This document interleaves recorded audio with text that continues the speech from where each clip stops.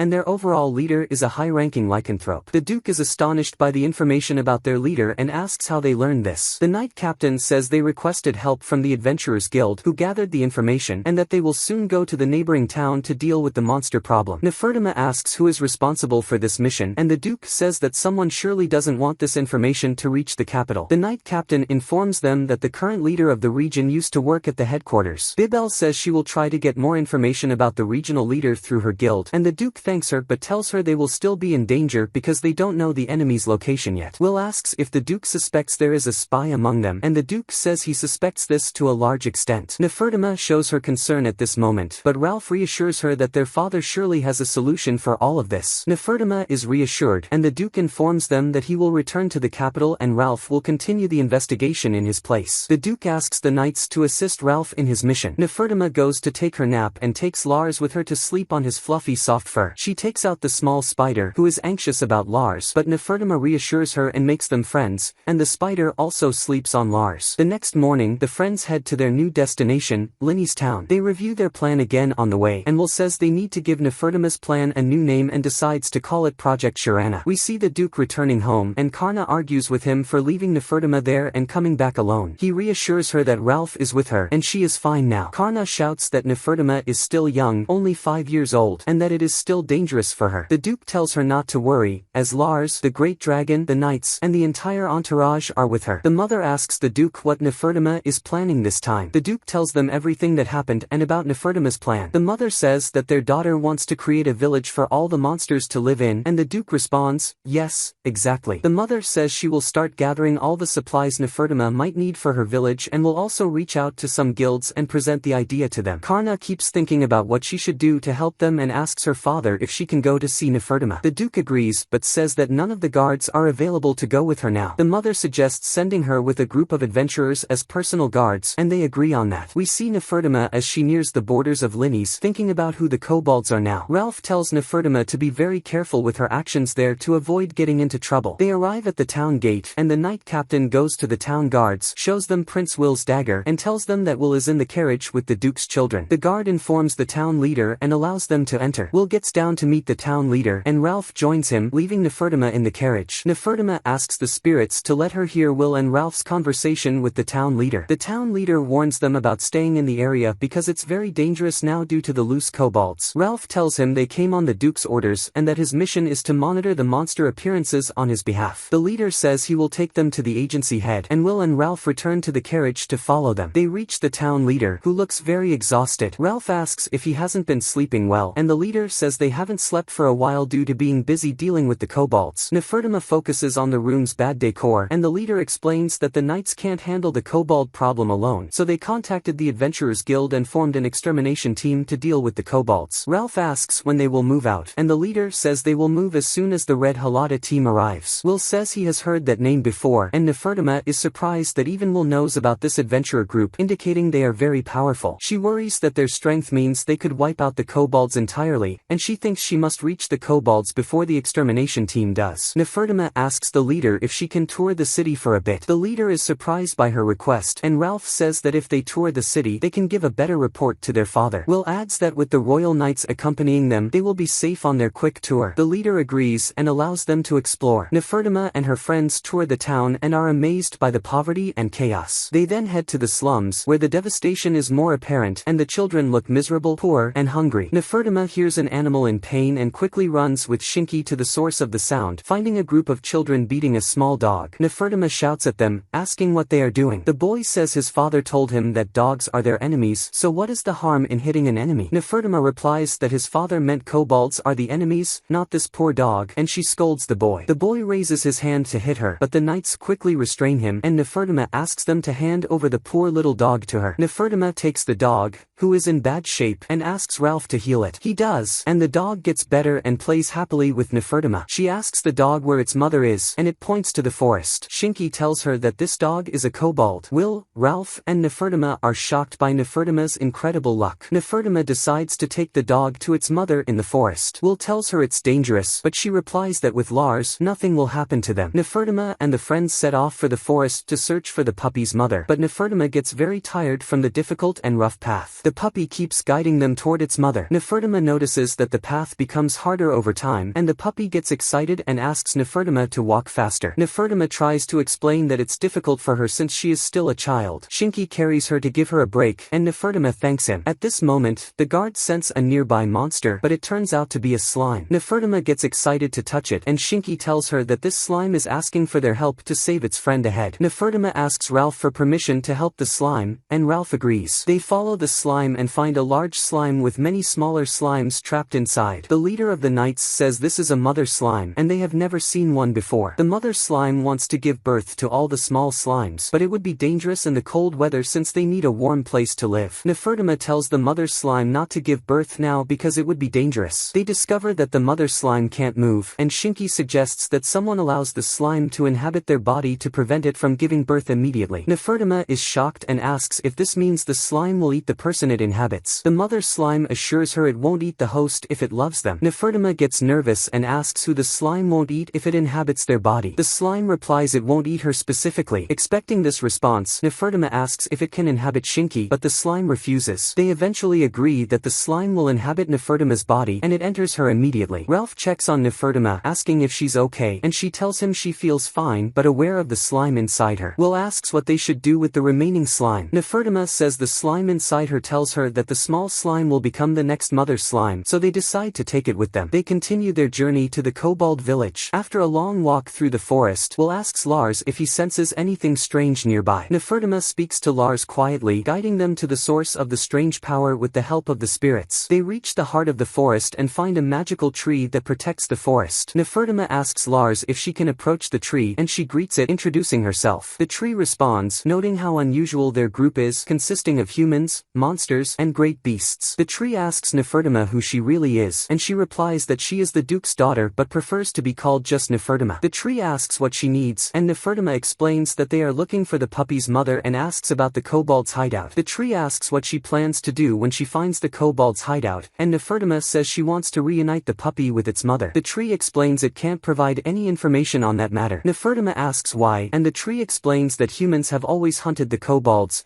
driving them into the forest where they died from their severe injuries. The tree decided to hide the kobolds to protect them from humans. Nefertima acknowledges the harm humans have caused the kobolds and apologizes. She explains that she only wants to reunite the puppy with its mother and discuss an important matter with the kobolds. The tree is intrigued, and Nefertima reveals she wants to create a place where kobolds and all creatures can live peacefully with humans. She informs the tree that the town's leader has sent a large team to eradicate the kobolds from the area. If the eradication team reaches the kobolds first, their lives and the lives of other forest creatures will be in great danger. The tree agrees that Nefertima is right and acknowledges it can't hide the kobolds forever. Nefertima asks the tree for permission to help the kobolds and requests guidance to their village. Trusting Nefertima, the tree directs them to the kobold village, and Nefertima thanks it. As they continue through the forest, Lars senses monsters around them, and even Nox warns them of a strange monster. At that moment, a giant insect attacks Nefertima, but Nox swiftly defeats it. Ralph identifies the giant insect as a dangerous creature called a mamushi. Shinki warns them that these insects are poisonous, so they need to be careful. Lars cuts the insect into pieces, and Shinki informs them that the insect is also edible. Shinki roasts the insect over a fire, making it look very appetizing. He distributes the food, and Shinki asks Nefertima if she wants to try it. Nefertima tastes it and finds it delicious,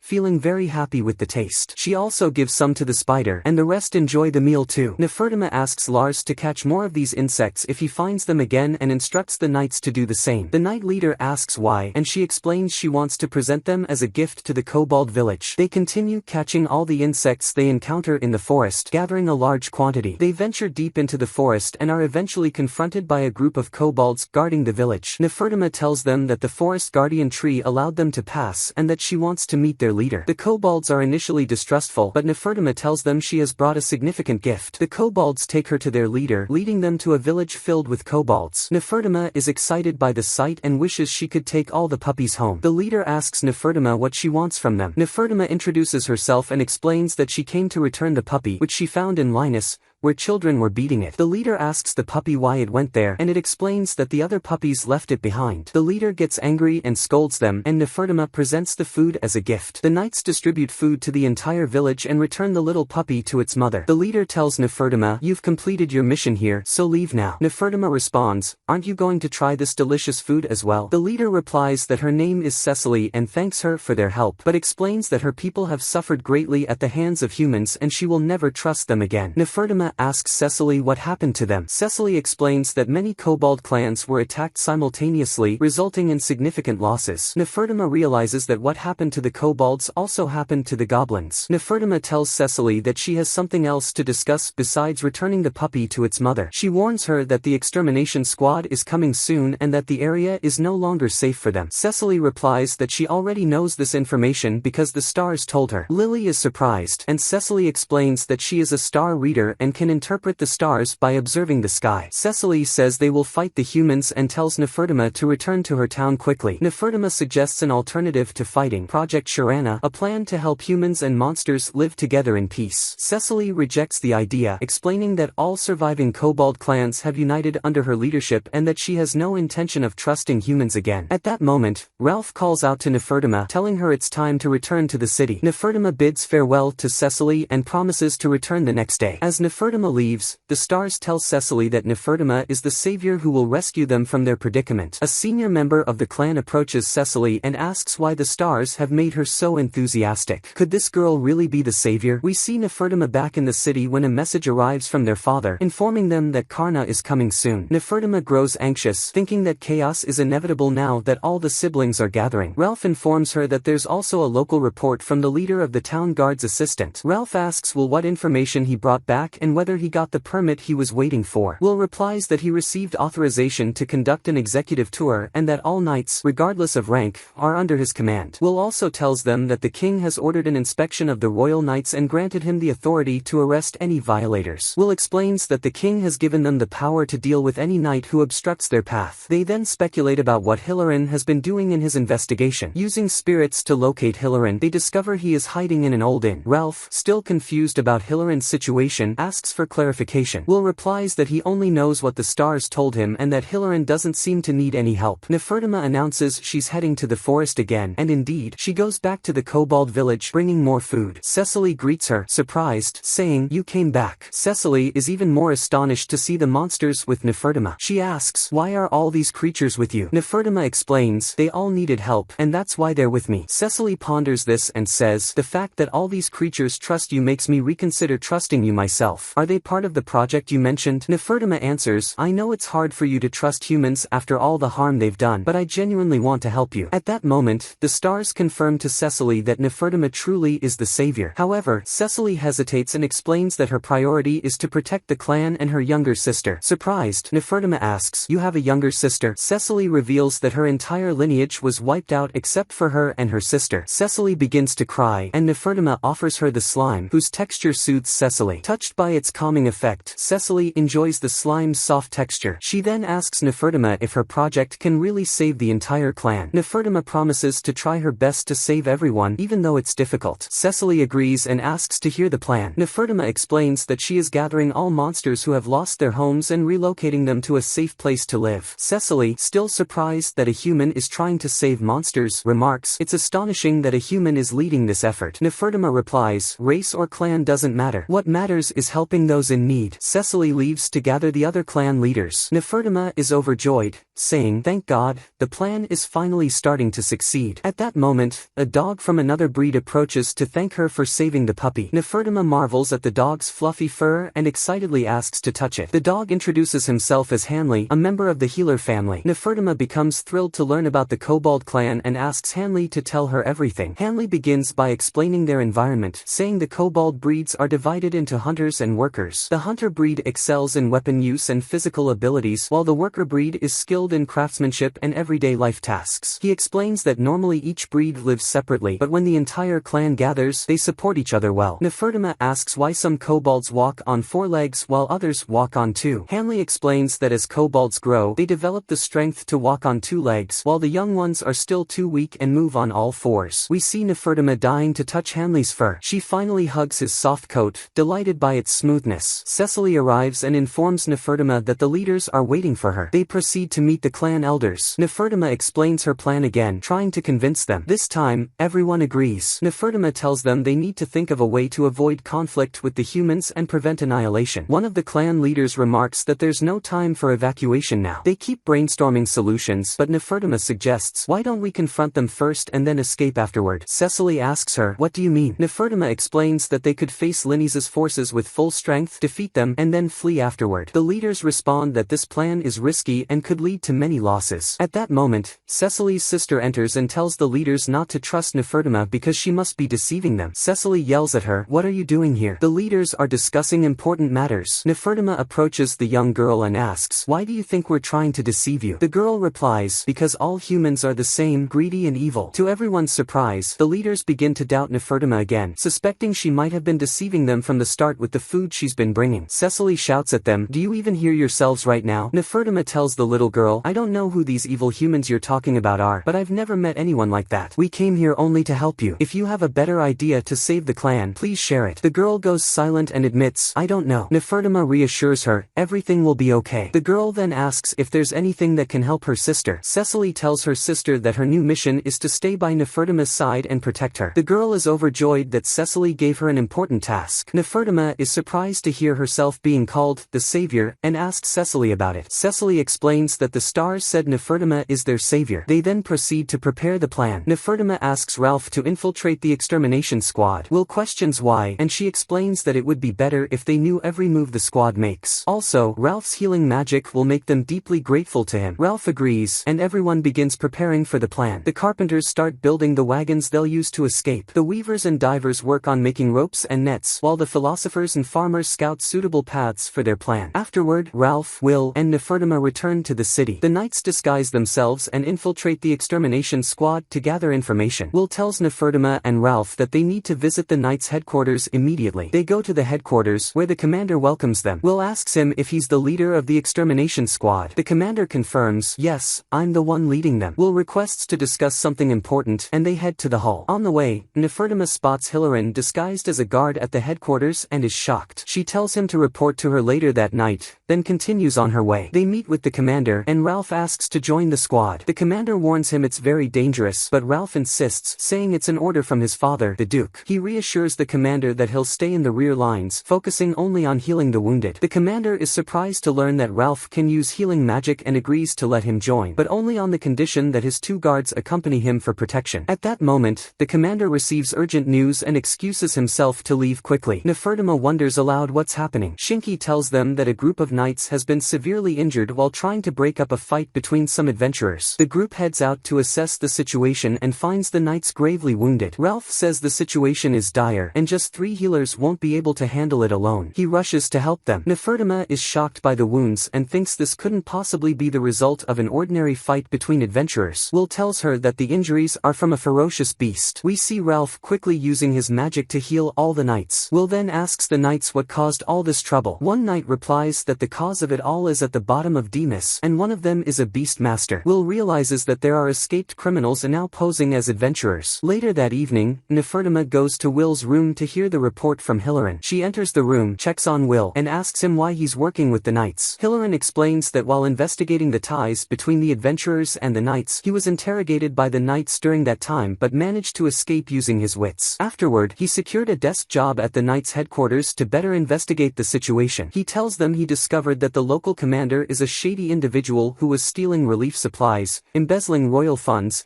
and accepting bribes from adventurers. Will asks him if he has any proof of this. Hilarion replies that he's still tracking the money trail to gather solid evidence. Prince Will hands Hilarion his royal dagger to assist him in the investigation, as it will grant him access to all the locked doors in the kingdom. Nefertima tells him that once he finds material evidence, Will and Ralph will handle the matter immediately. Ralph then escorts Nefertima to her room to rest. The next morning, Will and his friends go to the Kobold tribe. Will tells them they need to understand that this battle is about relocating the clan to a safer place. He informs them that the extermination squad comprises 53 knights and healers, 28 mages, 10 mid-range fighters, 8 healers, and 12 scouts totaling 92 combatants. Will then asks Nefertima if she wants to add anything. Nefertima tells them there will likely be many casualties as a result of this plan, so all participants need to prepare thoroughly for battle. We see Nefertima walking with Will and Shinki, visibly tense and anxious. Will tells her that as their leader, she cannot show worry or frustration in front of her forces. Nefertima is surprised at Will's level of caution and asks him if he always behaves this way. He replies that it's natural since he's the crown prince,